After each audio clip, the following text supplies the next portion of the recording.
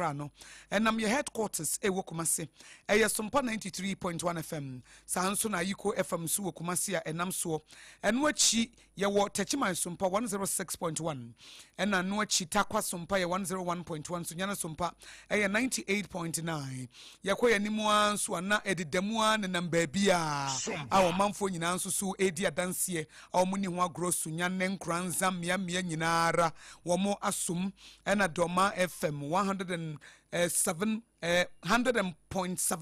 ho and then also so eda ewomu FM so and also doma hinkro and na apetim ye Facebook page SOMPA 106.5 FM Accra na YouTube SOMPA FM live and which baby a decoder no baby a radio one no so no SOMPA FM and na ubenya ye website www.sompaonline.com na ene Hot Bite Special, I de mamo and Mreno. Nano and the National Road Safety Authority. Edikrata babonto which is a technical working committee or more a shayem pense mu a shasa bibi a de toniere tuna en franto. Edikrata babontin se Toyota Voxy vehicles noa. Yede commercial transport ne illegal. Na se etiamra. Yede ye adwuma enye ye ni kwan so manfo eso na no ena wo bo amane no wo mu kyerem se wo mo ayensesa bebre nanso no wo mo a wo mo de abaga na abaye ho nsesa de ye adwuma no ka no ya anya amfa ama commercial purposes na se wontimi mfa nya adwuma wontimi nkase sa Toyota Voxy no o manfo ebefro na okwa no waba na wo muska. It is also who say the Toyota Voxy ne tia brana be your Facebook page no SOMPA 106.5 FM Accra na be ka na si wo no ka na de efe nanso ayese abusia ka no nanso no bebre na ba no ma betutu no omo de bi nso aka ho na wo mo edidwuma na no na National Road Safety Authority de krata ba bonten no wo mo so mo manfo nyina so ate se enya de ye for commercial purposes a eso obitimi de adwuma se bia wo bi etu afrin kran wo se me de kokumase na me de kotakorade ana me de kokoforidua ya nya ne sa ama krata ba bonten no kra chama yo no ene da wo mo no eye Godwin Kafui ayeto wo de tu dwa se eye threat kase e ma passenger safety na se de e pa che ne sa kwantufuo na be yo haw ene abenedie e de amaye na ewo nkomo no ye koye nsentro ni bawa beidu nchen na asantemantem mu sede nkomo ye sia sɔre na Ghana ha nyina nkra ha de agro ni pusu wo ma so mo twi na basa ne sere no no de asanteman de amaye bawa beidu me mu akwa ba o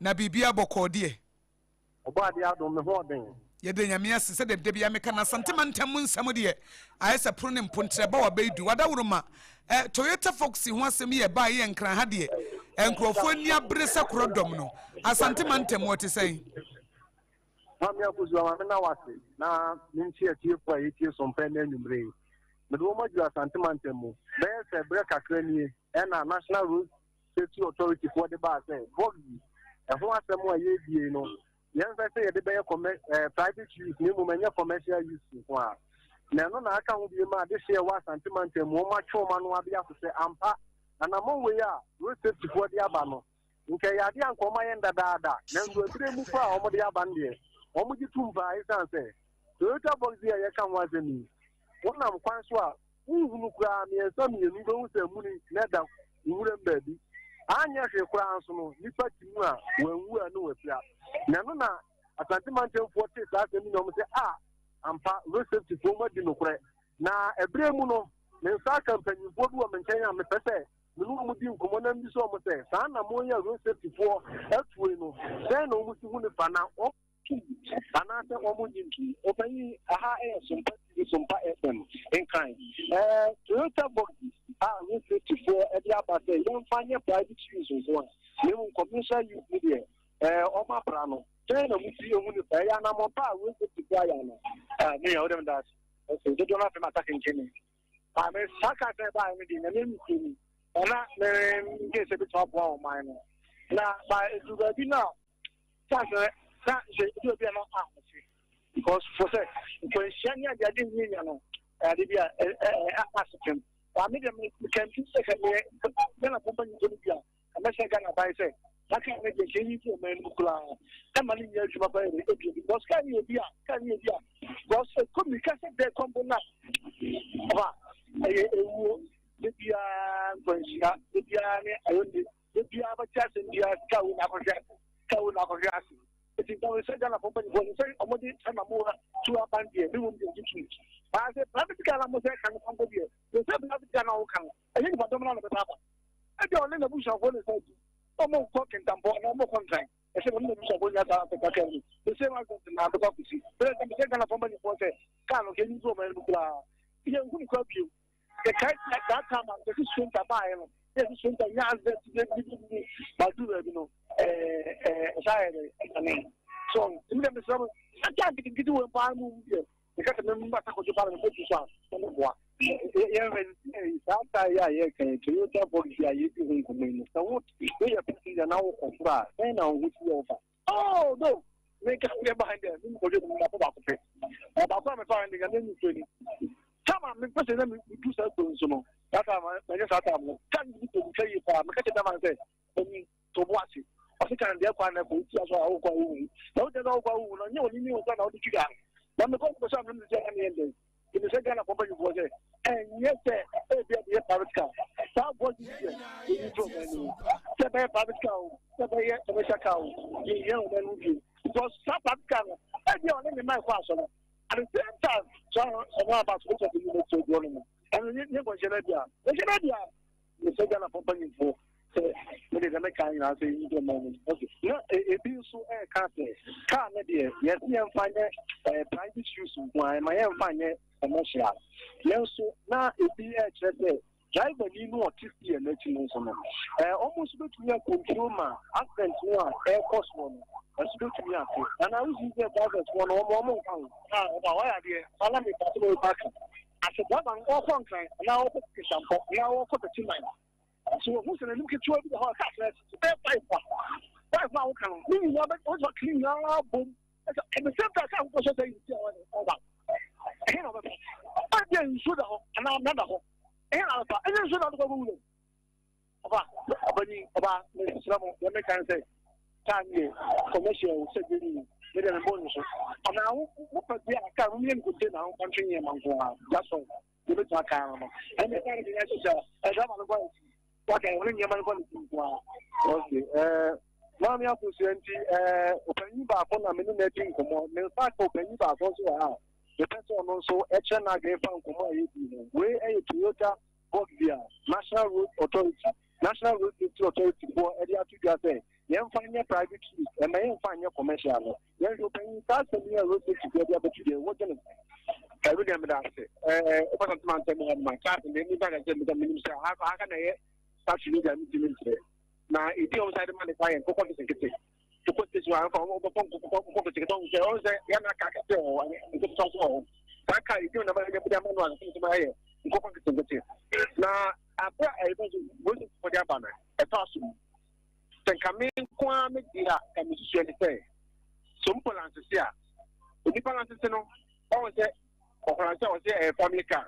Their money, a private car number. But on private car number, no, we see no load. If you want to commercial, but we should say, more detail home, tiny bit home, or who say a family car. And the different car is commercial. One can't say, wait here. Yeah, commercial energy. But we share high, it was no, never to say, but yes, kind of company for. We went to fight the Modiaba. Okay, get you two. A bit more. Two. For whom make sure say, something me, say, something can son of our local channel. Don't know we support the care now, open the cat that. Open because we know, we didn't want to get him out, open the cat. You drivers room to Sakano. Woman will say, Yamani say, which over your sis, maybe a 4,000 or Concan, and we could have called the Abasa, Padia, 4,000, bonus India, or so called. Minimum secretary or one kind of water. No more opposites, no idea, and no bottle or one to request. Number a cadabrem. No more, ma say, Yatolo, as well, did you mammy? This mammy, no, and only I have known. The Bergoba Radia, 2, the Bergoba judgment, who makes sure saying. That is minimum and come become an emotion. The Mafubida Akko can tampo, Mafubida Akko was a coupon, and Micano or Uberco.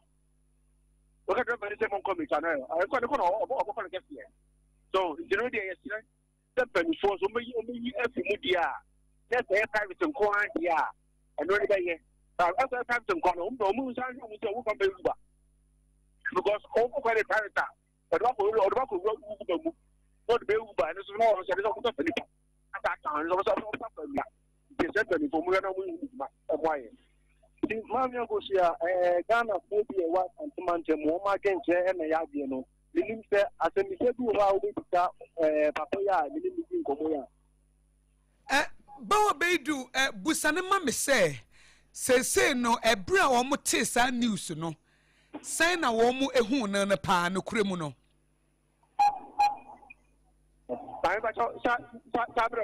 Mese bra motesa empany for a National Road Safety Authority this answer me at Tujano. News na bomb who is saying. Oh, but I am again. Because you are very 41 mobile much high. You got cars and a battle, you mobile much high or to I'm a moment year, or Mudiaba. The different thing you feel possible, or you say, or got to run or a Bujaka, or a funny in the matter of or a year. But a news about one thing, I hear what I say here. By every day, just to do Panama. Neza bude mususu se from sone de afrim panifo meboa. Mususu se from sone afrim panifo no no man no me na ma de agua no. And from sone afrim panifo one efro mo mo pot ko. O mo efro mo yo mo mo detail ho no. That is because the pan e ka di we no. O mo ko di belly. Akoje number plate. Because o me de be touch or be commercial. E so ko say maka car ready e ti fa commercial car. A family car out of the Juma. But Oman has some of the Juma. Now, some which is always very FM. Also, if I say this is a long journey, the very for Sunday, it's deeply for penny for. So, who really who come from Sony Big drivers? And for Sony Big drivers, I come home. But that was in the year or no, but it says, first, over here. Ford Ebaso, I was one to move. Ford, no, Ebaso, yeah, and so two company Calvin, 2 months, Jerusalem because she had the 2 Basso, every chance, they didn't know Aquada. But I say, among the say, the come and win here.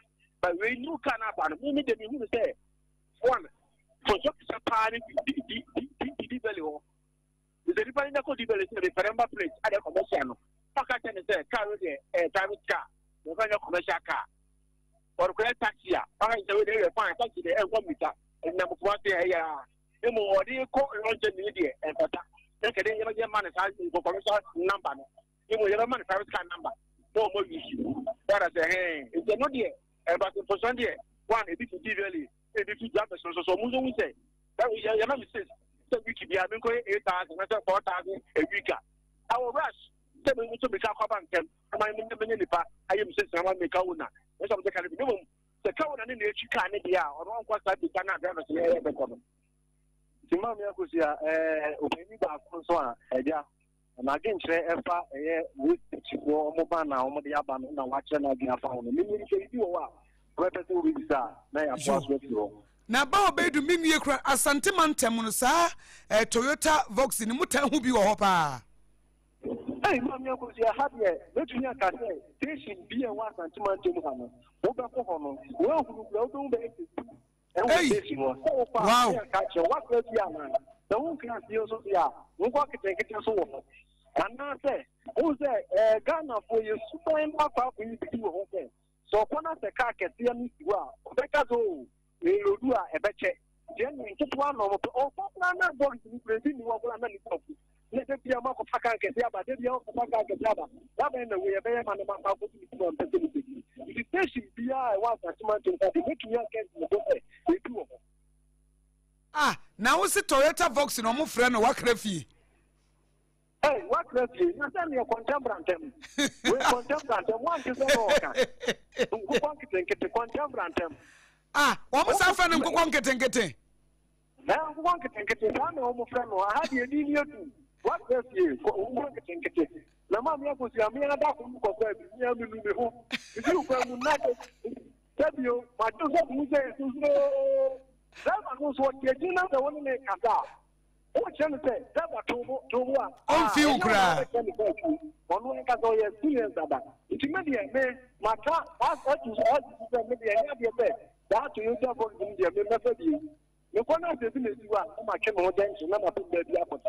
Because, Mamma Akosia, you deal. Ah, and yet, said ye walk refine in Kokon kitten. Ye man, ye juma beam, ye the answer to say illegal. Busian for, or more, madane, father name, Koranke to Anaja, or Mude Qua, sorry, and Omudo Bakusu Mau school, and now going to idea. Bawa Bedi, a better say, Bibinia, a best sign Abawa Kachi and Centroni, Bawa Bedu, and I attend a man a buffer Toyota Foxina, Sabrim Penny for the Ababatuja. National Road Safety Authority for the Ababonti say illegal, say a bay commercial purposes. So better me say santimante modi. E di mi enu de dia ma no nkokon ketenkete. E na wakra fi. Na omo say eno de sesi ana ye ma, eno obi aso kwa adwuma. Woni bre na wase adaje e wo ebre ho. Eti eno na nam so ama ye frɛ no nkokon ketenkete. Anasa wakra fi. Wakra fi fi se bia na wa ama. Omanfo no wagidie se wa hwe ana wa ama. Efso mu chem se kan edie wu papa eti enam se wan hwe an wa ma bie mu nti no eja wu kwa na wakra se mesramu o me kwa kofa eye Toyota Vox bie na ma medru fie nti makra mo eti edi yede ama no nti ho nkomo na ye di na kra company for the babontene a chairman Edima National Road Safety Authority Technical Committee chairman no ani di edi Orua Godwin Kafui ayeto wochemu se a threat to passenger safety. Omanfo wo mahwere wo nkwa no ha dwene papa etinese se wo mutu na mo animu ya na bo na baabi esese ye de to ne de ato na mfra nto wo musika ye ma private family abusua ketwa se bia me ne mi kunu mesa aboaje ne me manum yi ye de ya nanka yatim ne ye kwa asore ne ye kwa adwuma eno ho asem na mpanifo de ababetu na we de ye nkone ne Owura Francis Tete our Director of Communications, Dima Ghana National Association of Garages, Yaneno, and Quachuchun Komo, and Fan Fahu. Owura Francis Tete, Memau Ajo Ebasom Pakasi Eboso. Major Sumania, Nampa more to say, oh, Yamia to me, who ye pass, some who ye dear. Yes, ye papa, Yamia to. Yo, now no quad the Bramuti, sir, Technical Working Committee, Edema National Road Safety Authority, the Abase. Toyota Voxy vehicles no enye for commercial transport. Eti illegal yenyi free kwamu no. Muhu asemi sei. Enia mamechia na mechia ye chiefo nyina. Na no kwasem ne woman se me anya me nwanwa na enye ye nwanwa se bibisa etimi ba out. Ne seniti eni se ye nyina bedi adanse a car we eba ye hye dan chesa. Na mom ye share accident ahodo a ACC ene nipa esro omo kwan ne wona omo paper na na tese wo se ampa penifo etimitu hwana mo enti ye ti bibisa no na enye ye nwanwa na mami cheche mu kakra no kwasem a wo mu ni se ka no meni o ka se uko gogo na o hwehwe wona o ye ka no ene se nche omo ye ka na ebia dia dance say a family car not say enye for commercial purpose enti ne etoso mi no so any say car korea ye kan right hand drive baga na ha na ya kata ye ko fui etesa no ekoye left hand drive esan say ye ha no left hand drive na ye nyina ye nim na ne wo mu eni as a mechanic so usisa car bia fear through the right side air call left na kai hu no say ni edi kan usisa car no ne bobre eno te suspensions na ewa asie eni niame bia e ka wansa na car no etimi bi mu a ekoba afi nso no obroni ni ye car no nya a certain weight and the car bia woni weight a ekura no unya ye ne sa no na just the stability of the car no aye affected. And the likelihood that our car you would do fine. Not a big crazy, a kind of bit accident, very high. And no, and so much, and you won't say accident, I would go agency, but in a normal age, so Sakai. engine na make say me no anya me nwanwa e na anya ye nwanwa mebre say e bi sa etimi say na empanif na moa so Ghana National Association of Garages no na moa so munim say car we no enye good for commercial purposes ana na munim minia no kra wo mo ni say uhwe mo pa nka oman mu ye kwa akotoka e wo say ka bia say ye government say ye individual ka bia mo kwa akoto no e wo say mo consult Ghana National Association of Garages san say yen na ye cars no nduma eni nim ka eye papa eni nya enye papa say ye mu bi e ka ho bi pa na ye ka ye eba aka make am to say in the first place no nya ade anka ye de ka ye beba for commercial airports mini wo ka say ye nya be di one dan say even aban cars dia o mu kra ba ye mre dia etemu yet abere issue a obi aka ho asem eno ti ne wo mu ni say ye nim yes say this car is not good for commercial purpose. But obi na wakokra ne car ena opese odiye nejuma. Yen enye na yema permit another permission say ubetimi de car ye aye commercial another private. Eno ti say one na omo je so no afei ena omo ehu. Na so omo de aba abonten a na say menia sa pepepe na etie. Yo say nipa bebre no tete say den na car we ye ma ho kwan ne be DVL fo etimi register ne sa for commercial purposes na ye be blame obi a ye blame DVL fo na wo mo this licenses wo gidi say ye blame wo mo a eno na ye menia asabrege ne ka eye bin kakra back blame ne be ko ama won because all license car no for a particular purpose.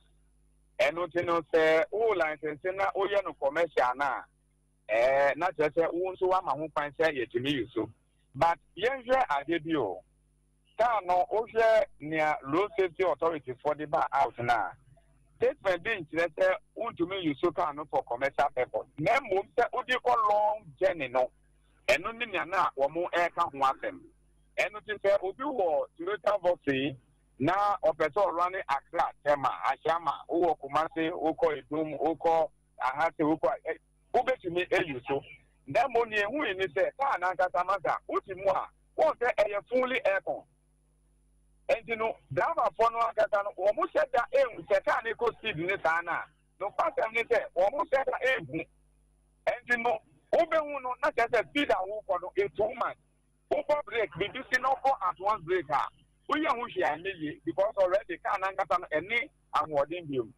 Said the manufacturers na ye no and yes here. And the little mistake another the beer basic to no na e was take an issue home. And it is DVL for a person the blame no be ama. But in no mo so mo kraka yi ba ya wo mo use no. Said the name di kan kan ye no ye be frɛ on my money nyina se ye kwa kraka about growing mu a yen consult to minia ye consultation na me did say ta ne mo nyina etubecha emre bi ba ya 207 any Benz ye kan say sprinter passes ye se nyina nim say ye cargo car enya car say ye different ba enso ebinom business ye yuso ye sita ewo mu ni nyina ade a wo say aka ye consult to the right people na ye nti sa ne ma no so enti sa accident asema ye kenya be ada reduce o ya obi business say let ya see because obi the sika ko kra baba the part ni say ye nka say me use for commercial purpose na mum long journey ni de ye wo ka bia ne ejuma wo say oye se de ka ni tie ni de no kwasem na minia say uyo obi a udo wan kasa wo man na accident here I call question no esotia me gidi say ne apanyefo ka no ye nyina ye no be ya adwen saka every home eba no ene ye left hand drive mpo a no the stability no ewo ho but we dey ye na ye system from right to left and no automatically no what the form car no wama niam be bia tesa wo obro ni nim say yi car ne wait ni the dia steering no wo no e wo say ye man suspension say after what you tell na about the other side. So pensions na wo no. And then the ones is out.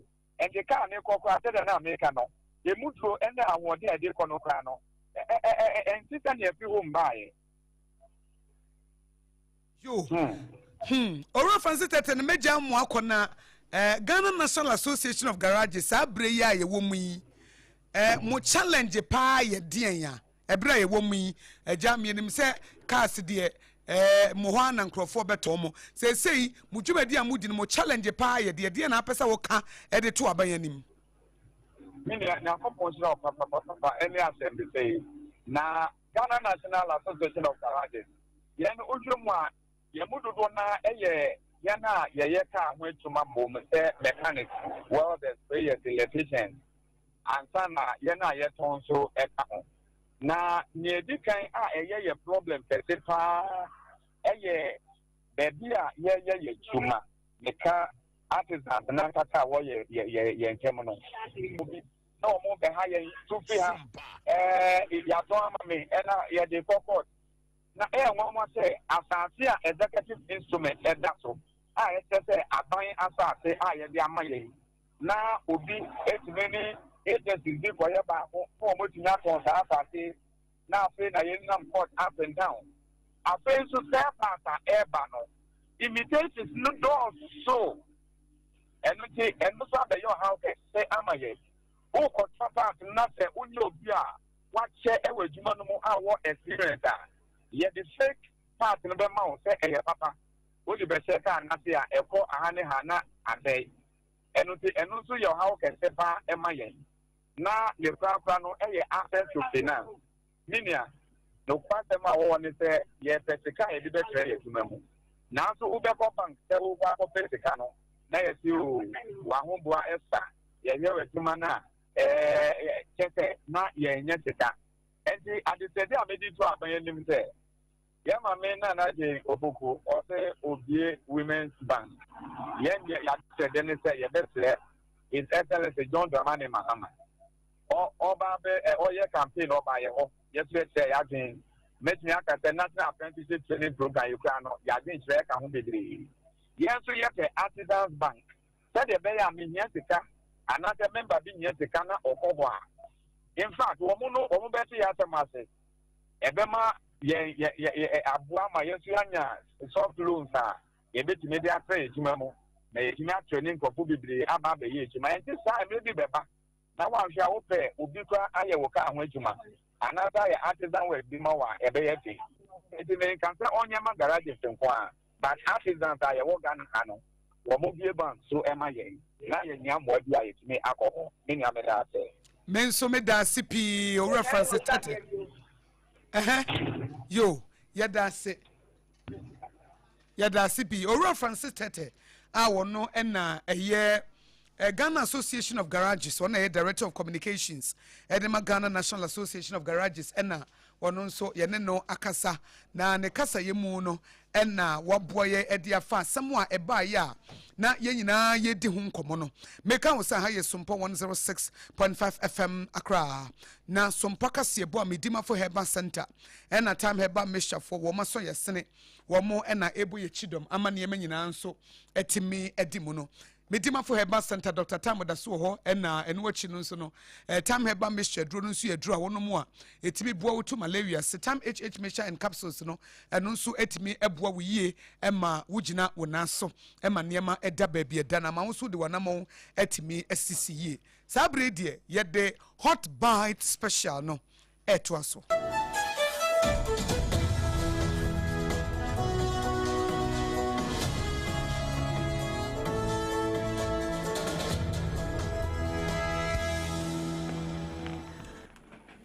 Ebusianfo yetoa hot bite kase bonoso ede amamo na arehosamo abeto dwa ene se yabo owura bituo ya ye kase wahwere ne nkwan ya ewo gun battle tututuo bi a ekoso abra womo ne bambofo mekire Ghana Police Service womo edisi eni ne nyina no efa enhensam ahoduo bi ya na ekoso ewo akuapem ekropon ya eno no ewo epuoye mantemo na owura ya wato nanom wo ensiadui edin ya ebeto edwa eni kwesi ansa eku ya empotem ho de edin adodo no a enim no eye dragon na womu kyerɛ mu sɛ dragon yi bambɔfoɔ ba yɛ sɛ womu eba abɛkye no wo yɛ sɛ wompene emma yɛnkye no nti wono no hyɛaseɛ ɛtututuo ehyia aprosifoɔ no ɛne sɛ womu de ne kan no ne yɛ kyerɛ mu sɛ gambato no bɛyɛ dɔnhwere mienu o na ɛkɔso a ɛnya asɛm kuma na Ghana Police Service foɔ ɛse pump action etuo yi ebi ɛna afei number bi nso ɛno nso ka ho ɛne etuo aboba hodoɔ bi ɛne wo mu nyaayɛ ɛwɔ suspect no na kache na situational report abambofo ɛde baaye no wo mu ɛkyerɛ mu sɛ anopa ya na saa operation no ɛkɔ so a Eastern Regional Police Intelligence Directorate for wo mu ɛna edi saa operation no anim na National Headquarters nso ɛbɛboa wo mu papa ɛwɔ saa operation no emu a wo mu de ɛho amanebo ababetu dwa na wo mu kyerɛ sɛ enipa miensa nso yɛkye wo mu ɛwɔ operation mu yi ne wato nanom wɔnsiɛ do no edi firi hɔ a wo mu ayɛkye wo mu no Bright Ofori Asante ya dodoɔ no a ɛfrɛ no Bonto wɔno no edi 33 years Kwame Aye dodoɔ no afrɛ no Saboba ɔno edi 41 years ɛna Elvis J edi emfihia no dunkro 19 enti yɛka sɛ saa nipa miensa no wɔn ɛwɔ bambɔfoɔ akache ya wɔn boa ama nhwehwɛmu etimi akɔso na ne nyina no ɛyɛ ahensɛm bi a na ɛkɔso ɛwɔ akuapem ekropon hɔnom menteme ho ase bi a ɛsɔreyɛ ɛna ɛkɔfa saa tuotutuo yi ɛba yɛ nipa baako ɛda fam a miensa nso no bambɔfoɔ akyere wɔn yi nyamemfa ne kransie ye saa ne yɛbɛka no nanso kyerɛ na kasa deɛ wɔtwetuo ya owu otua no adehye a wɔn wɔdrɔbo saafo ya wɔn su ya kwadwo ebu a nya adagye ɛne ɔpambo agimadi nkɔmɔ no ɛno anso bi tɔe na nso ɛbɛtɔ amframa di kan amframa edi kan ansa na nso ne tɔ no apepa dodoɔ na danso ama sesei uduru jama anaafo ne kuropɔn ya yɛdrɔbo mu a dodoɔ na wɔmada na tukɔtenafoɔ ɛna mu nso a ɛtɔ yɛ ntina kwadwo ɛbo a wɔno ɛna ehunu sɛ deɛ na ɛkɔ ya ɔma ho commentary ɛde kyerɛ ɔpambo agyeman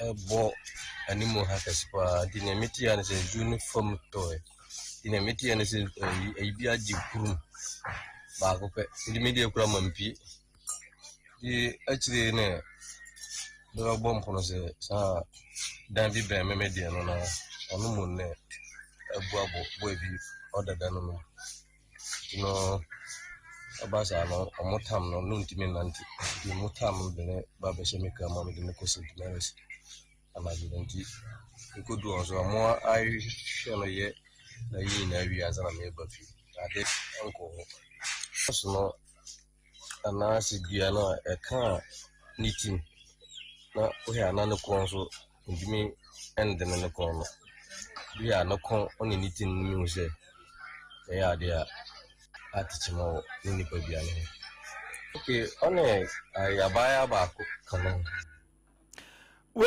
de ne na nisem ora kwadwo ebo ano no na mu de hu so da ya asabia ho a na wo mo de ade ahye ne kon no Victor Asiedu wono emframa na eba na ada ne bie bubu no ene ka no asabre woda ya asabia opambo agyeman so mpa sunwane ene to asemi ma ne ye me kan wo say hot bite kase bona wutie free SOMPA 106.5 FM Accra yedru emra shebejam yedru ho ne dom kuma wo shebejam e de krata bia babonti o masem ene se wo mate se o mampani His Excellency John Dramani Mahama se wonne ne soafo a wo mo ehwefa wo hu dwumadie nyina no ene ne ehwesika sam so afa adwene se wo hwefa wo bo a ye de magana eto dada so no ye pese yi eto ni bi firi so na am ye ho ahenha ye e se wo hwe medu said ye America ni Israel ni Iran fo ntokwa no a Ghana bie mmia ye ne ase ankasa eti amafa wo bo no koso nti se de be ye ma ho kire bebre e ma wo man ni mu nti no fa wo bo no ye wo taxes anasa levies bi dada so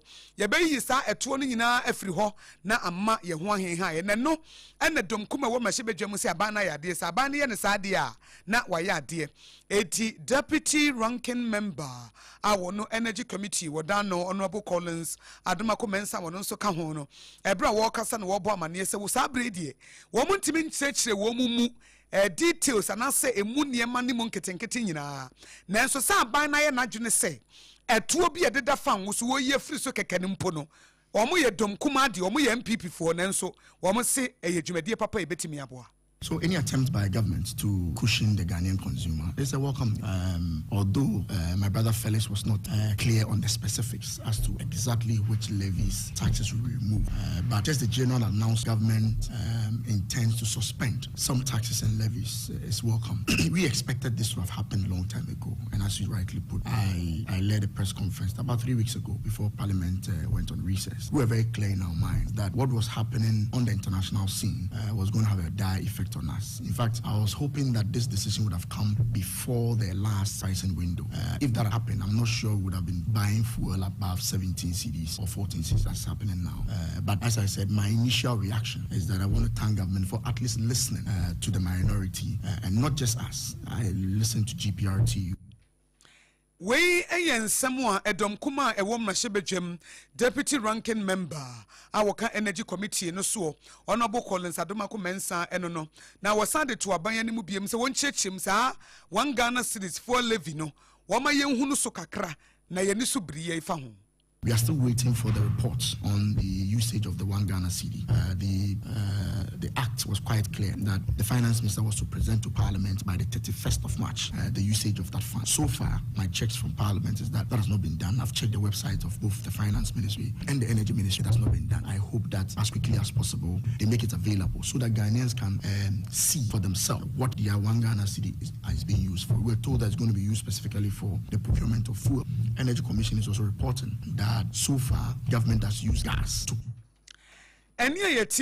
Honorable Collins Adomako Mensa we deputy ranking member of Parliament Energy Committee so waka ho bie eno de sansem no etuja yedasoa ejina fango eto ahodo ededasoa ben ayi na government communication spokesperson panyina wakasa de ma ban ewo enkitahudie ahodo eso onumunyamfo Felix Kwachiofo so se enkomoyi eba ye no watetetete se nkrofo bi keka se na saa taxi kura yeyi die firi ho anyebia saa brei bre papa se aban ne ebetu saa namo womunye womunhwehwemu enkarikari niema ehunu se anamo wa aban no etu no edemfasode beba na ne kese pa ne gina sesese ade na kwakwaye adeso akese ewo Ghana fo bi ekonso dia na aban ne behye na wayi afiri ho.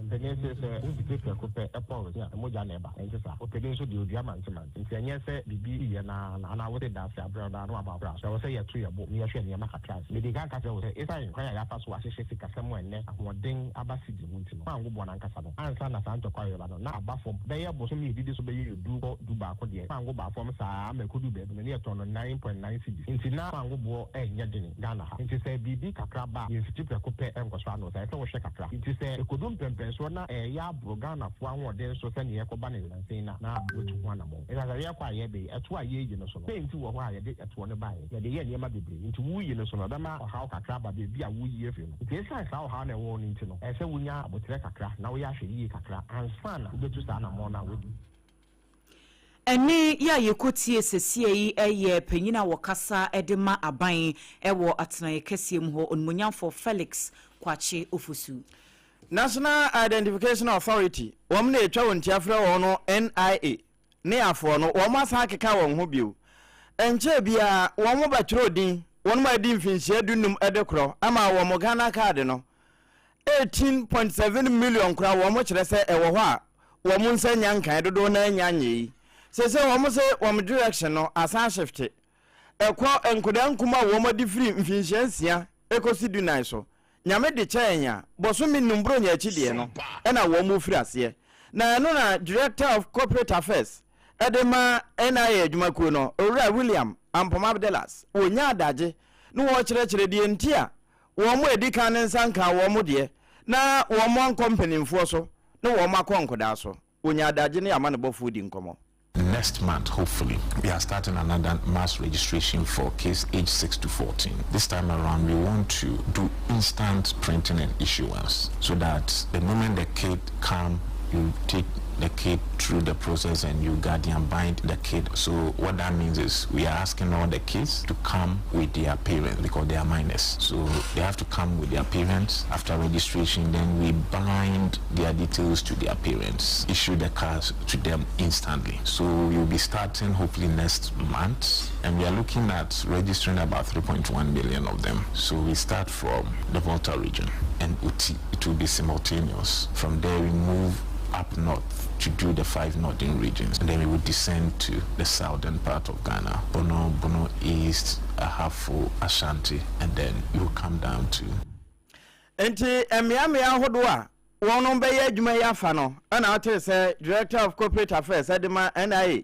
adwuma ku no owura Dallas Ampoma William wa chirechire mu no Meka wo se medima fo Heban Center ne time Heban Michelle Drono ena ebo ye chidom ema ye de sompa kase ebo efe ne hot bite ye de ebremu yi na ye to so ne Chief Executive Officer Adema Kumasi Metropolitan Assembly Honorable Richard Ofori Ajiman Bodi wode a chompa ama asanteman ene Ghana fo nyina sa Central Business District no efi edokru wo mo yentimi anyem firi ho se nyi wo mfom so ne mum ese so odi kan de a chompa ema ansa na a chompa wode ema nyina ene se Bolda ebodom pem efise nsuo bi toy na nsuo na etoye no na esese border wo masesa no mudi kogu ba bia enye no ekwan ni nyina senti omuduru ho no na enema nkose de omusi epe no nti ehadwene papa apa ema ekowi ase no na ka ne ntimi nsa ama emefa border no aka no eti na de no omo be ne se ene esese wo mo twen eti wo mantimi amanti no ba bia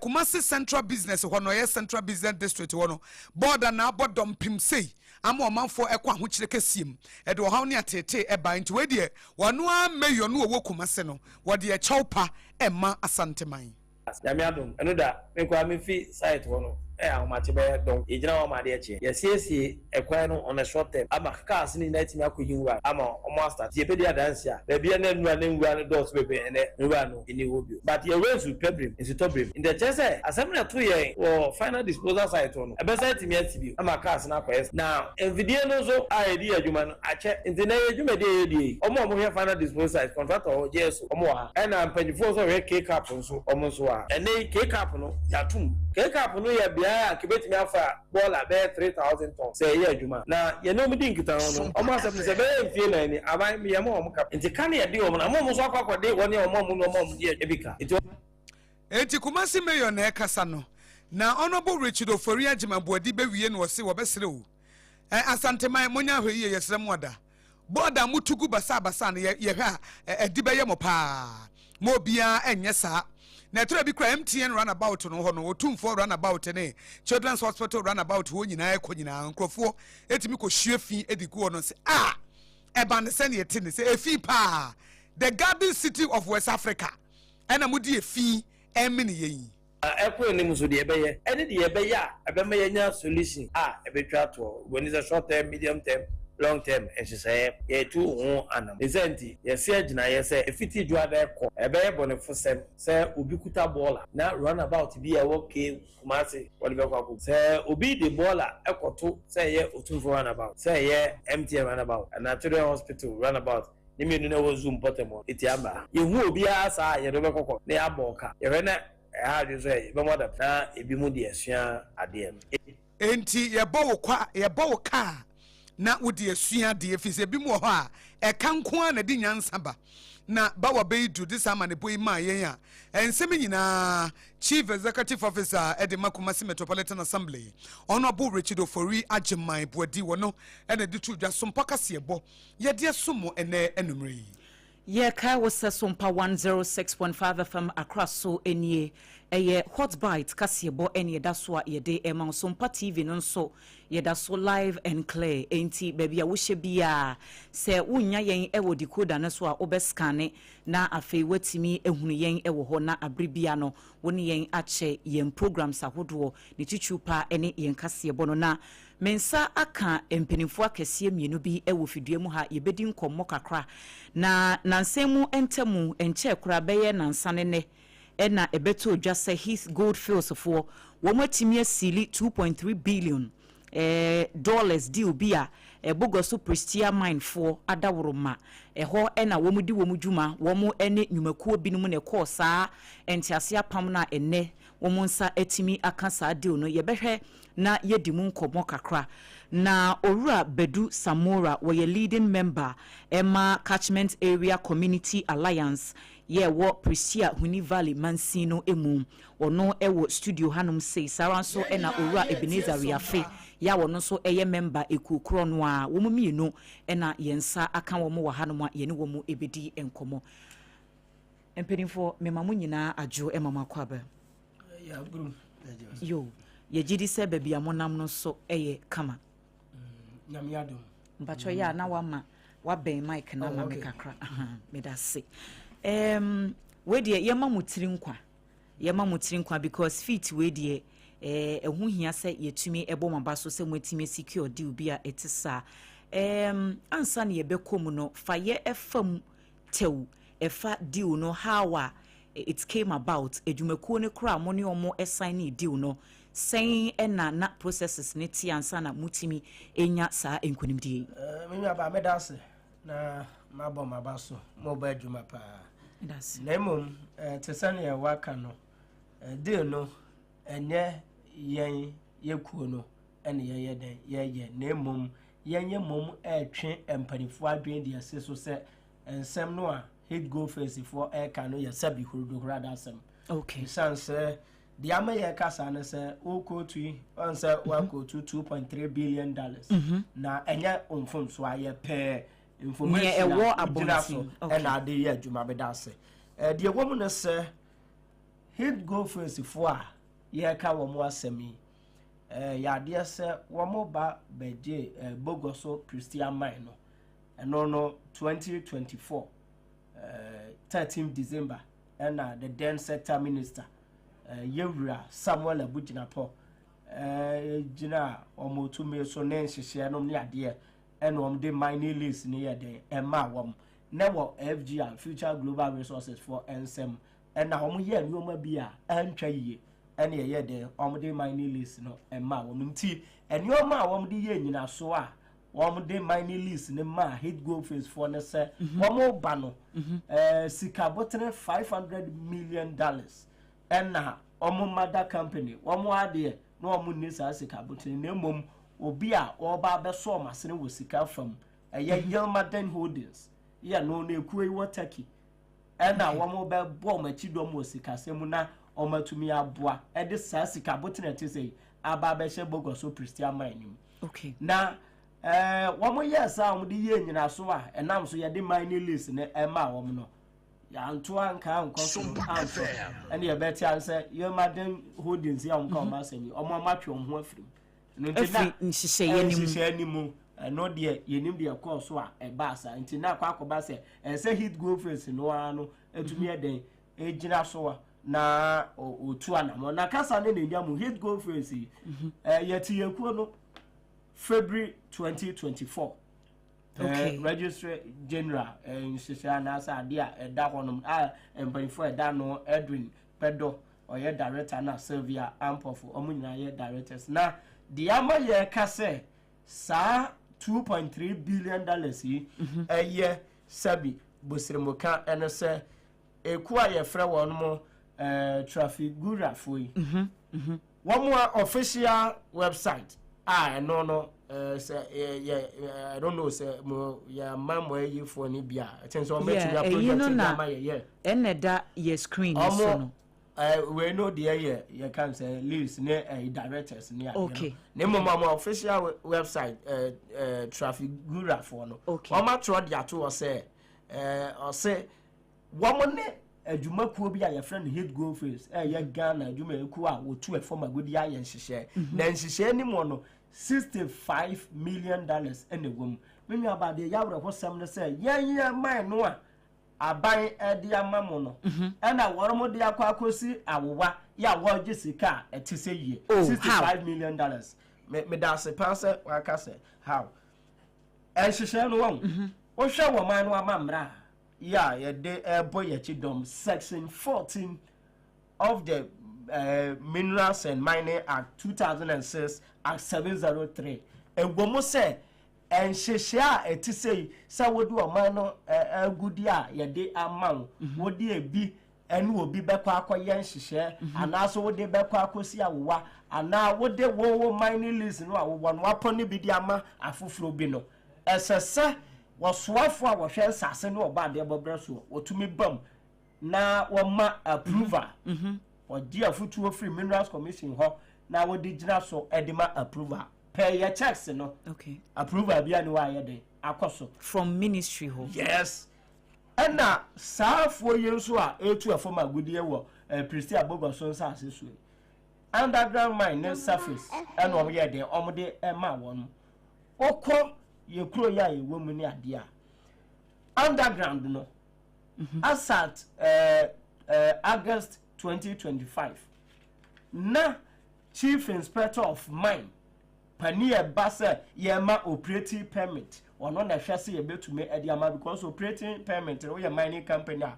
esese wutumi nya na bo wachidom ema bibia ye den ekoso panie yema operating permit no ne ade ndo be man chief inspector of mine no August 2025 no or the barber to just say and say your man hit go face for operating permit per one no necessary wo ba ho no mo a wo be den wo ba be ye no esa say wo hu ne say entumi emwa for magudi etu no underground ho no ensu afa ho no na ho no kura mpo enye safe say wo be betumi aye den abe man no ho the man ne dey say na so le ba ye no say na you can say hit go face for natural yakose omo pe operating permit a ebebo omachidom and na chief inspector of mine yewra Richard Ajin odesa hihye we ye den ede eba ye ba bedi ase nti de ye kan nyina no nyese bi abosrem ka okay eye embra and ebo ye chidom de ye kan say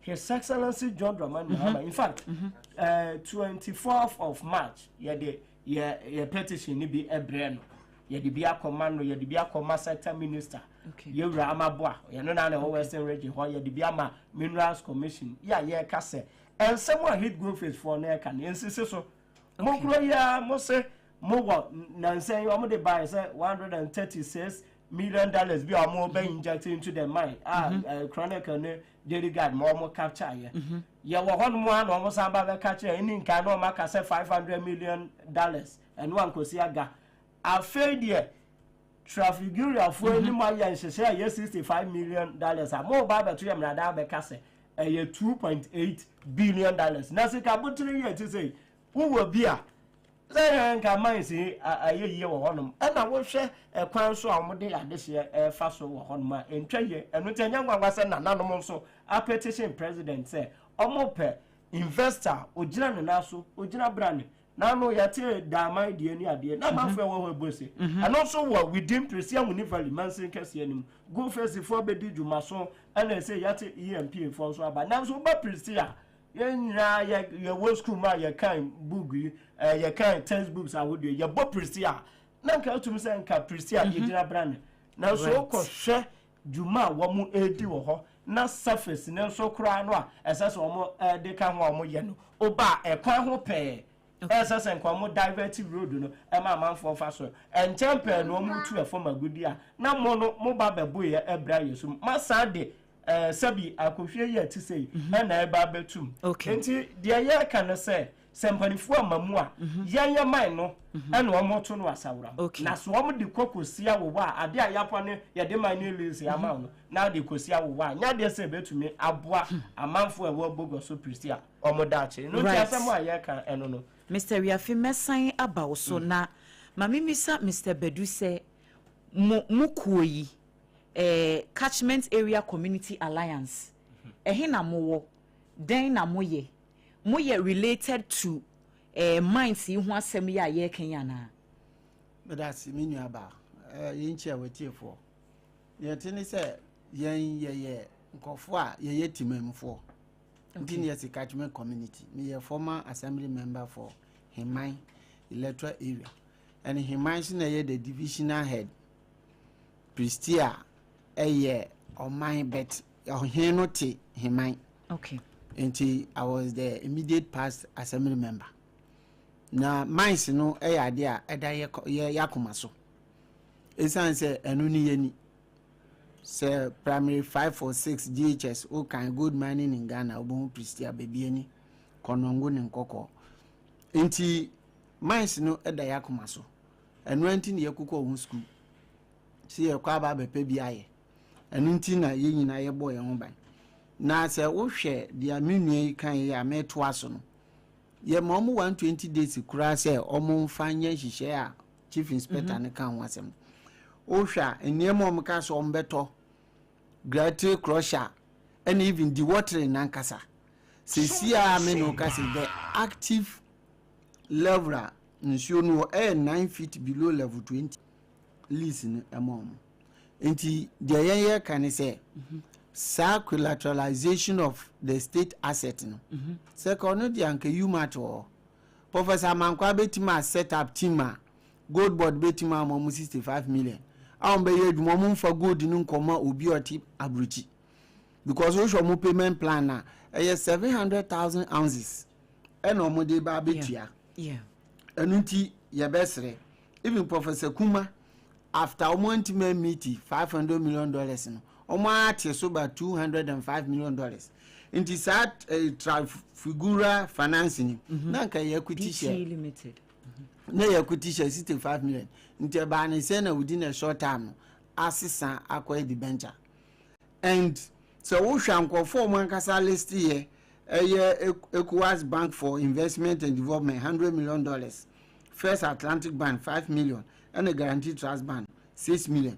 Nina as at November 2025 na a stakeholder loan or shareholder loan no matimi at this base and jumana da on even ni liabilities crown $80 million into year the year can say a buying emblem esan say even payment of liabilities and legacy debts no crown as we speak only 12 million per no mo etumetua so wo hwe document here present mama wo hwe we na wo highlight my yesha wo bo say legacy payment of liabilities and legacy debt up to date only 12 million now it is about $70 million inti ye besre sa 2.8 billion yo mo kan ho asem no enye no kre and wo hwe 65 no so payment plan 2026 no more 59,184 ounce 2027 150,093 ounce 2028 319,071 then 2029 171,152 abe make 700,000 inti ye besre mortgage no emboye and say na minua ne kan no minister no ye hwe transgurak for no ye hu minister ni bibia and senka minister no am approval in Kombe state okay it's say a international entity nemum ye besre o session 14 na oka ho asem and even ye nyina so ne say 65 million no entumi o promise 150 for first 18 months anya aduma na 65 kra na otifi 150 mabeka say it's almost 85 million yeah enti Minister of Lands and Natural Resources say Abu Jinapo enede ma heat go face in 2024 yes the minister say ono ofi western region here Sabu Jinapo kasabego Sabu Jinapo Samu Abu Jinapo na de ma heat go face kodaman be de no technical ofeli financial ofeli na o hwe concession analysis na da mine concession be 1/3 of Prisebo Gosuma concession okay because Prisebo Gosuma no na two separate companies no me a joint venture okay ni Obogosu Gold Limited ni Pristia Gold Limited and Pristia Gold Resources no mo bo me a joint venture 2001 2002 into Pristia Nkwan can be a separate lease Bogosu Nkwan can be a separate lease into Yemfa Bogosu ni ko da man Pristia no omo surface component and underground and sana Bogosu no surface into say even da man cry just a surface omo ntimi meet the technical requirement how much more prestige kita underground and surface into your best okay PR na MD no oye no onye say nka o kan say wa target yes investment also wa target $135 million and che if yours 65 6 no ni emphasis ni nyina $65 million no into ebusuan for ye mbebo yesire mu nka sebi yes amfo na chere ne to aso so my Ghana aban kra wetima promise no $500 million no wantimi wan for fail na say private entity na even Minerals and Mining Act no kra money kwan say ye ma lisa wo betima accommodate geji ana wo be collateralize no na so mo de koye sa ade na ye besre say aban blame honorable Amaboa Minerals Commission na Mr. President the entire year bo president ni din ni asre ni say 2024 oba campaign wo pisia no omo ka chese underground no investors no omo modin omo ntimi ya adwuma no o promise and says ye to abane mana o the investor papa beba no wa be ya adwuma no na mrante ni mabu no enya adwuma ye nti nke 133 no ye yesu so pisia mines na 133 pisia obasisi asankofa golim to 133 but pisia mines no anabogoso pisia mine eso sensankofa nti se sankofa kura timi for more than 400 people no 133 na underground no betima for more than 1000 people no nti ebesere no yen de yen pami obi na mum ye pe obi a technically or ye competent financially or ye stable obetima aye adwuma no na adwuma na akọ na nsentwerofo ye besere mo anape mu no bi ka sembi wo mo sister station so sense ntwerofo ene ye boa ma enyama bone koso ye ka 2.8 billion mo ankohwehwem se mu hwehwem mo mbo say projection say gold dudu wa asase na ase no efa bi se omoton no at the rate of $3,000 per ounce a bit more amount to 2.3 billion on a certain quantity se echo $4,000 per ounce so a bit more amount to 2.8 billion on a certain quantity but now Daily Graphic I publish say almost seal deal into your best remo sense bi basa ye na ye wo grants wo no ye humu bebreche wa wo chakra into ye can be so ya monso mo ma mo nko formula sisi as we speak wo behwe bebi o mo mine e wo bondaya a Minerals Commission ayehwe han ohwe the distance between central shaft and omo pit and even community no kran 500 meters no kran na international standard ya specify and do even 150 meters but we benya media man bi o wakra obo promote senior obetra GBC obeka say we nya sika say sisi ano managing director no wa ba be PR na dey aroho ni say muti din traditional name of this government said before PR for Minerals Commission am say mo fidie ya aso na mu host ba ku bisa the last year na adwuma no wan dia also document available to them and suggest say before ni company nti ye besere o mampani mahama onti episia unival yesufre esan say yen need that so especially pisia bogoso any mines no say mines ni wa pisia de ni ho say wo between 2002 to 2008 nkwala na ko secondary school so ti opise because mines ni gu ye no awofo no ntimi informo manko ena nyame aduma ye revampo no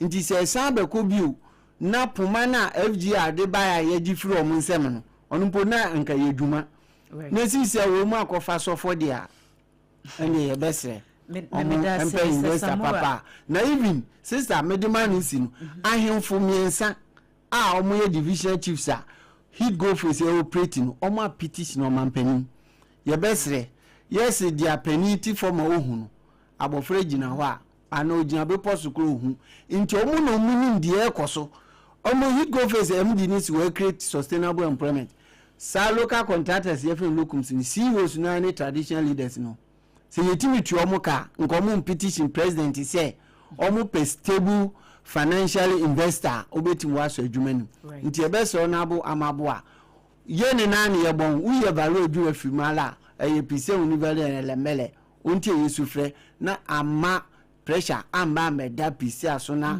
yansan so anko no yim ti said ya ebibi abesin ko YouTube atako he. Right.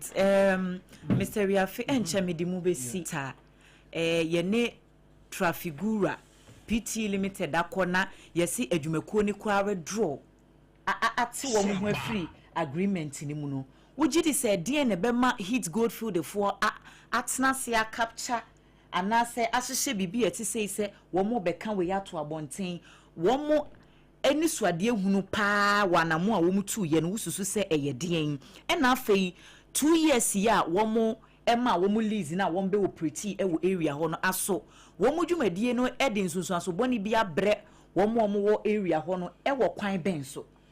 Okay, nti first one no we be say no the atiene say hit go first for no sa Trafigura for ya wo NSS the 2.8 billion na the ema the nsis so no say yera Patrick Manson MD for hit go first okotena GT that Wednesday ya okotena GT ya kwa kase 2.3 billion ono akro ane your sister station be back where work Pristia Airborne Common oka 2.8 billion. I didn't so makase official website of Trafigura 65 million. And you not say 2.5 billion be ho. And as sanction so obey ne baby mu dia. I just a minister near day. A sanction. Okay. So what you say? I just say oh papa I'll talk dear man, what dear man said, Falcos, now what do school fees? I shall say. Now school fees now, what dear man won. Now, say, menu will be, and so I quack or yes, share was South school fees. But I have papa the man say, could you have them one woman? Also, menu will be for Frau Quack or yes, and she said, Yakojem Pagua. Ya can't say, and see, the year can I say, and then no crack. Sir, I dear beside the AKOSUA. Now, one of the young Bogo superstar man, no, AKOSUA, why yes, I dear we are. A set Tiawa man, Amabra, no, my young can you know, or Madame Raboya Chidom. Ya, you did not say a day, de Casasa. LG and for Omana, a war on money, a bed J, my new listening films. I know my be a dear Supuna. One more day, my new listening, sir. GRA for normal duamuka or Muntria or Majume for Senate and your money at dear Katria, as from the mamma for them could ye. Sa dear Croya been a hit go face for Omoya, a bit that's why welcome. And about what was a Kayan. Hit go face for a young man, a horse and some.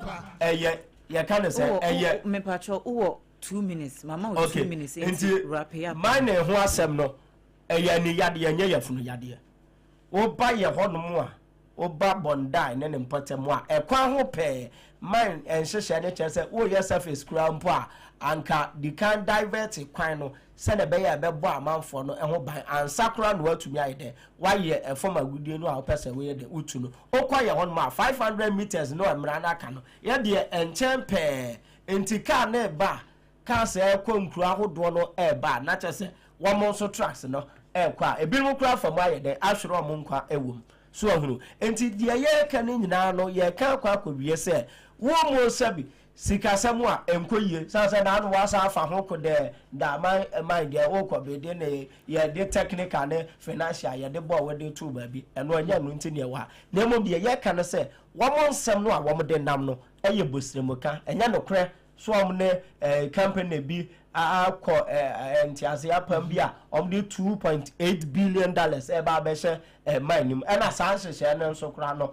esese minister ne ye de agitum na de America de awie ne kra no sabia so sabia nya do mparifo manim a so abo akọkọ wo wakoto asemo na me ye gye umpradwan wo ba so asabi wo bu paba wono surface no ya de no asese oye no amanfo wo ye blasting kwa mo dan affect them kwan asese o divert onye ye underground nsuo fa honom na wo se beto ye mrade se wo de bogo so prisia man no san kosia wowa enti so wo honom a na eja sabi watase ne sabe sepa ani konyina haban enti de kan se obuo ne ahobrase ye ne diem o mampani his excellency John Dramani Mahama ni se yakan obetie ne ma ena former gudie ne nso eye Ghana nyina ye dia ofrecha ono akoye o mampani no ohwe so edi amaye eno ne ye sre ne se obuo ne dia kwaso we nya atem didie ɛyɛ ahobrɛase wɔ buo ne ɛde ma no sɛ wɔntie yɛ sufiri na wɔn anyɛ saa deɛ a atɛmɛ ɛhyɛ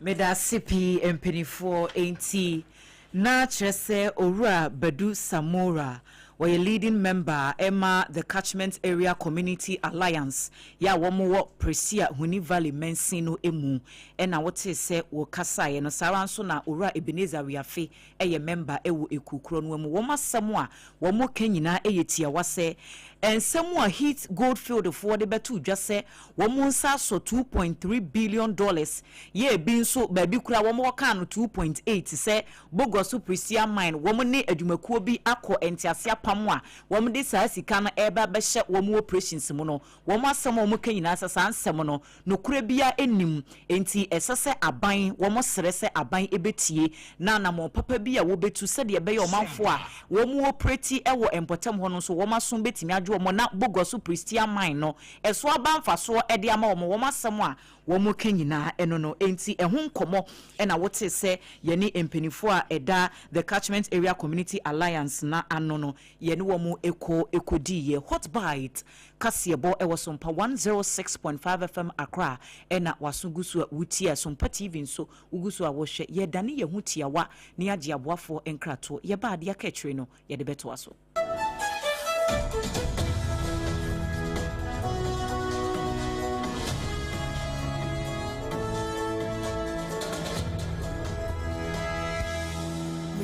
Midimafo, Pokwase Nyira Accra. Midimafo, Pokwase Nyira Accra. Midimafo heba clinic aba Accra. Ani o wontie, passengers egumi kai mu yi. Ehwa na dodo na ekro. Ene sa Accra ne potem ye demo. Ani ye demo ampa. De se de, edutwam Atlantic International University, America memu, abo Dr. Edujamfi Babaso, honorary degree as a professor in biology in herbal medicine. It is said here, ayaresa no, ayam more. Oh, misi minim wife ye kopa wo. 1 year 1 cedi. Nyense ne beto mu ansa ne yeties ka no. Nso mi connection na enhyeda nkoyie na esakakra. Sise wa page mu amahode ambam. Connection ne mu de we. Obo wo de ba de kro ho. Wa ba do kro wo de ba de kro ye ka stroke nso de. Wo fa no small. Chese agidi wa wuo ne de asie no. Yare bia etatia e wo Dr. Tamda so andi so. Diabetes, hepatitis B, prostate, hypertension, malaria. Yare bia. Kumasi say owo agogo opposite government school no. Ena nkra so obepiem e wo Pokuase Nyira kwan no so. Free doctor 0244 774 282. Number 0500-727215.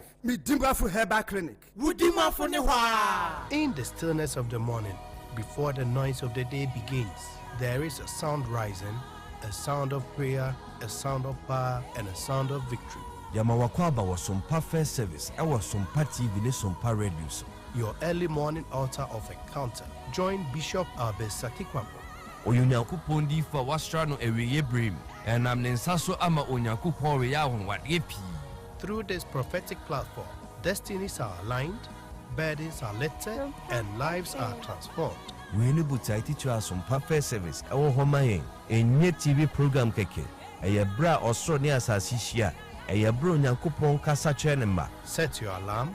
Tell a friend. Encha wo hu hoda eya dwada kosi efiada anopa no num kosi anopa no nsia fa woda no nyina share adensa na erade beye 21st clinic aye sciatica expert sciatica no o nerves na wo to ase na fa wo siremu na fa wo nansia besi ase ho no se ho techema eno ene ye fa ne sciatica na etimi bubu o to ase ka wo se dwe wo siremu wo je ho ba bia enye na no na 21st clinic ba ye adwuma pa wo mu ye ntia baso bo ma je ne wo Ghana ha ene amono ne enya asem ketewa wo mu je international awards ahodo wo mu je local awards ahodo na anu nso na wo mu bie the only sciatica research and treatment center in Africa bibrim ha no ebi ni ba bia je 21st clinic nkwa wo mu de bibidro ene besa o yare no masa de machine aka ho yare sabia yare bia wutimi de kɔ ne mama de ba ko a wo magidi wo mu pa no sciatica ena stroke nso de kwa diabetes ne hypertension ne ade Ghana ha ba bia wo mu ho enkran ha se ye wo Tantra Hill roundabout se wo free enkran eba ye wo wonsa ni fa so wo fra masaman so na eba nso a wonsa bonkum so ho na wo behu ye 0540 311 311 0540 311 311 There's a 21st clinic. Still, woman is sciatica expert.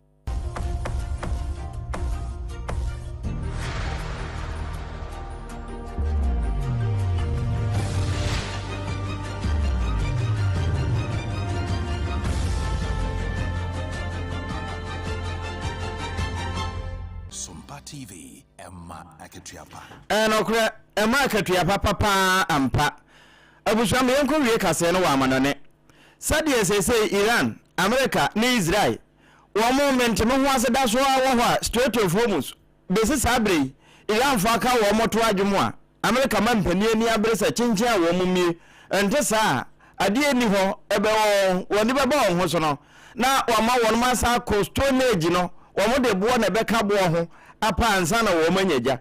Na we hu no mampania badi akire JD Vance sabre Islamabad wo madru ho anesa ana won da kura be boso se Lebanon sei enkomo ho na no wo mo ko ya bansa na America mampani ene se oja mo ofa Air Force 2 ade plane na de ko nyina no papa no guso satesate ne bombo ne tuo ne na mobawo de o ka nyina ne se wo mo koi se bibia totoye na wo mo te ase de ne wo ho so na wo ma nte ase a ene se tie bia wo be san so aka ne ho biu na mampele ba de akire JD Vance a wo no na ekro no amane oni ama ne bofo eboy.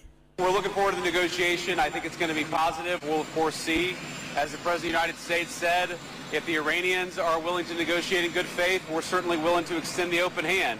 If they're going to try to play us, then they're going to find that the negotiating team is not that receptive. So we're going to try to have a positive negotiation. The President has gave us some pretty clear guidelines, and we're going to see.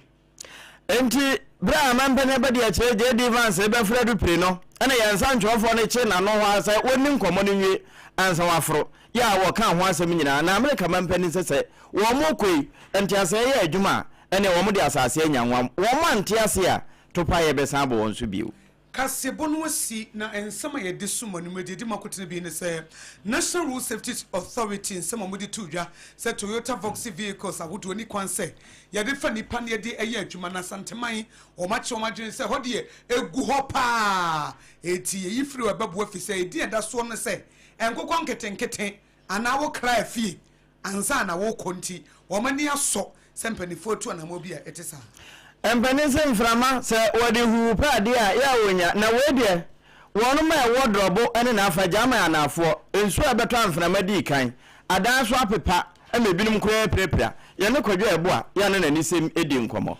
ahensam ho menteme ho asibi ekoso wakuapeme kropon nam so ematuotutuo enso koso nipa baako ahwere ne nkwa afoforo miensan so bambofo achewo mu edom kuma wo mahebe dwam se aban se fan mo bo no eto bi edada so be ye frisu a eya na mo to papa nemum wan Ghana levy no a oje ye no o mebu ho akonta enkire Ghana fo National Identification Authority say wo mo betire nkoda wadi mfinhyensia ekosudu nan wo mudin na ya ma wo mo Ghana card onmonyamfo Felix Kwachiofo so dia to dwase aban ginaye ya wosi yese fango ahodoɔ etuo bi ededa so no wo beyi ede afiri ho no ne kwanso a eno no na Kumasi Mayor Honorable Richard Ofori Ajimabodin so nsɛm a wɔde atudwa ne so wɔde chope ma santeman sɛ na no board dompem ɛwɔ Central Business District na nye boapaye na baabi omokoto aguo no na ɔmo nso akɔbɔ dompem ɛwɔ ho afe ya kwa amanone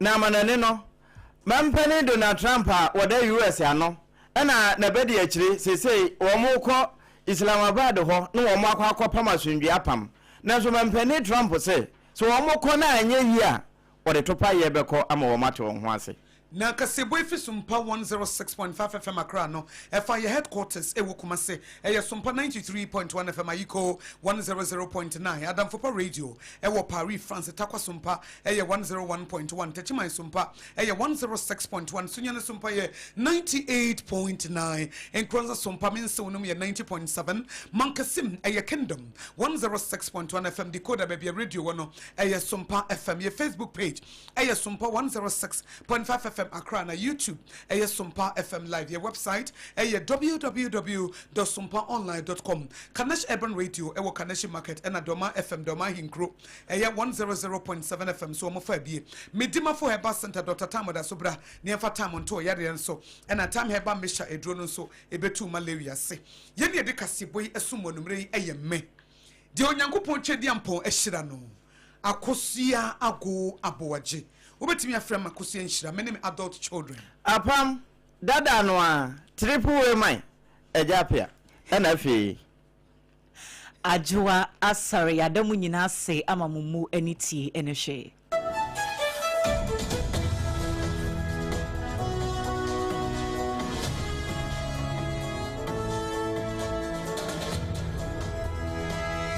Emra, me pacho bra na me hwa de wo bag yi. Bra, adan, ena so biem. Time heba me hye ya me ka se yi ba kwin. Ani wa yi me ensen. Bra, sanya time heba me hya esia gyimi ni me fiefo enya de abako ebeso yen. We de udi se ofa ni nyina. Time heba me hya me ka se me di one dance ya heaven ena de me kwa akopie. Enti se malaria we draw ne time heba mixture. Enye enunku o, de nanum ato a wontimi anidie no. Time heba mixture duro no ena ye ma wo. Oba a wafa afuro de o ma akwada nofo. Ene akwada woni mfie dumienu entimi num aduro yi bi. Se obeto aduro yi bi anoma, hwe se wakọ hospital anase lab ame yehu se wo atridie malaria yi bi ansa. Se o petam heba mixture enu dudu atu a, fo ani kire KNG Herbal Center ewo Emrom Abidjan House. Ana ba akoso wo atonsu Monaco Junction. Eno echi obenya bi atowo over the counter medicine sellers. Ene herbal shop dodo na emu. Fre 0244 417669. Kayo, set time no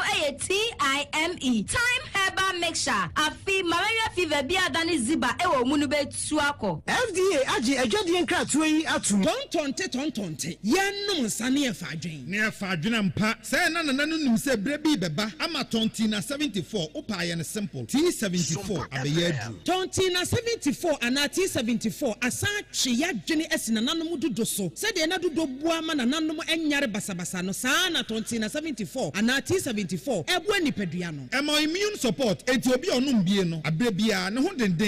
Tonti na 74 yi nso ya ye no se nsuo krokro wa kama enti ba bia wonam bia obetimi de wade akọ. Samene wa anka fi na ekroyi eda no nko na wie ye wa bra mennom T74. Se mennom tonti na 74 menya hodi mennom ne da bia.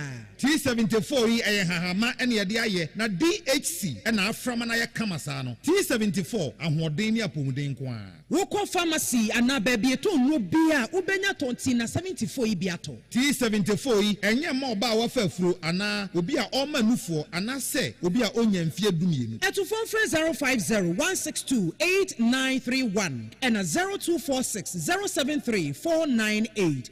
FDA agi ejedi nkratwe atum. Munde dinam se menya foreign call. Hello papa, what do be ni o? Se me fi London eko US o. Na no kra wo kra fa me gba mamania. Na papa mo ho te sei. Awurade aduma haboko. Na ko jejesi eko bo sempene mo. De woton adanse ho niam no nso. Wo hye ho de. Oh, wo hye ho. Eko ba, mesi wo bo aduma kra sre kane no a. Na wodru US won so manfo bo ndin sa na.